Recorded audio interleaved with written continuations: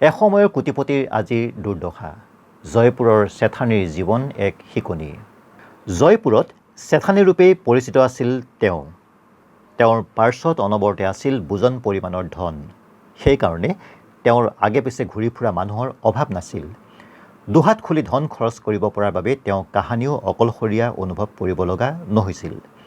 বিলাসী পোছাকৰ পয়োভৰ আৰু প্ৰচুৰ অলংকাৰ তেওঁৰ অন্যতম বৈশিষ্ট্য আছিল।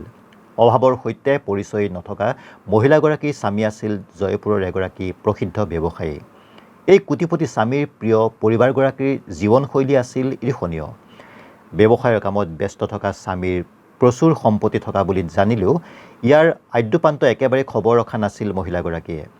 তিনিটাকৈ পুত্ৰ সন্তানক উপযুক্তভাৱে প্ৰতিপালন কৰাৰ পিছত তেওঁলোকে নিজৰ নিজৰ সংসাৰ পাতি সুকীয়া ব্যৱসায়িক প্ৰতিষ্ঠান গঢ়ি এদিন আঁতৰি গ'ল। কেউজনেই এতিয়া জয়পুৰৰ সচ্ছল ব্যৱসায়ী।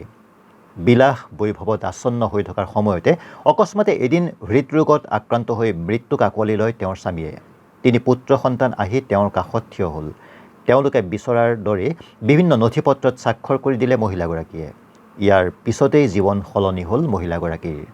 সকলো সম্পত্তি নিজৰ নিজৰ নামলৈ নি তিনি পুত্ৰই পাল পাতি মাহেকত মাকলৈ 1000 টকা পঠিয়াবলৈ আৰম্ভ কৰে। অসহায় মানুহগৰাকী নিশাটোৰ ভিতৰতে নিঃসংগ হৈ পৰিল। এসময়ৰ সচ্ছল জীৱনৰ গৰাকী চেথানী আজি সেই 1000 টকালৈ অপেক্ষা কৰিয়েই দিন অতিবাহিত কৰিবলগীয়া হৈছে। জীৱনত স্থায়ী বুলিবলৈ একোৱেই নাই। সেয়েহে সময় থাকোঁতেই যে ভৱিষ্যতে পৰিকল্পনা কৰাৰ প্ৰয়োজন, সেই কথাই যেন কৈছে জয়পুৰৰ এই দুৰ্ভগীয়া মহিলাগৰাকীৰ জীৱন বৃত্তান্তই।